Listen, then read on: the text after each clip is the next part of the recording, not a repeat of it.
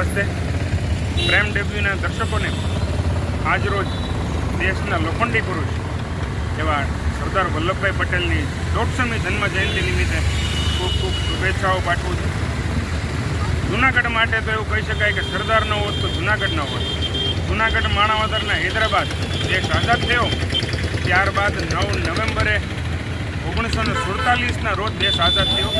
ત્યારબાદ જૂનાગઢ આઝાદ થયું અને 12 નવેમ્બરે જૂનાગઢના બાઉદીન કોલેજના મેદાનમાં સરદાર વલ્લભભાઈ પટેલ દ્વારા એક સભા યોજવામાં આવી હતી અને આ સભાના માધ્યમથી એને દેશને સંબોધીને કહ્યું હતું કે 562 રજવાડાઓ જેમને એક કર્યા, એક ભારત શ્રેષ્ઠ ભારત.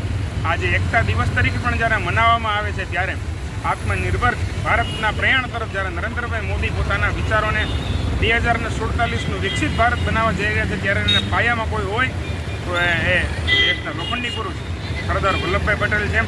આ ગુજરાતમાં એમની પ્રતિમા છે 182 મીટરની વિશ્વની સૌથી ઊંચી પ્રતિમા છે. માત્ર લોખંડની પ્રતિમા નથી પણ એમના વિચારોની, એમના લોખંડી નિર્ણયોની અને એમના દેશ માટે કરેલા કાર્યોની પ્રતિમા છે.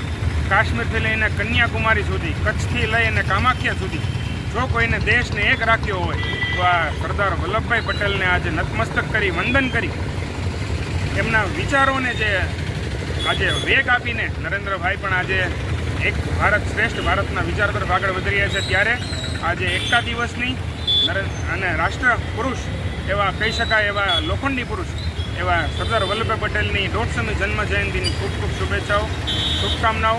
જય સરદાર. ખૂબ ખૂબ આભાર ગૌરવભાઈ.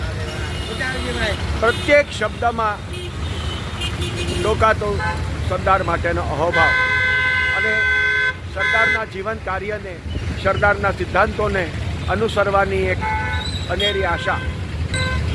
કાળવા ચોક સરદાર પ્રતિમા ખાતે પ્રેમ ડેબ્યુ માટે ભૂષણ ઝાલા.